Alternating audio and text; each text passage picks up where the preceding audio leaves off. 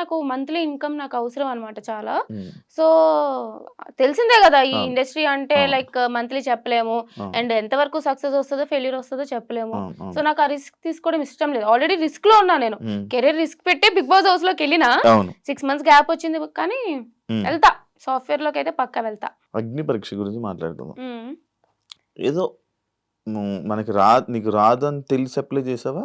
లేదు నేను ఇది కొడతానని అప్లై చేసావా? లేదు నాకు తెలుసు. ఎట్లైనా సరే నేను బిగ్ బాస్ హౌస్‌లోకెళ్తాను అని నాకనిపిచ్చింది. నేను లాస్ట్ ఇయర్ నుంచి మేనిఫెస్ట్ చేస్తున్నా.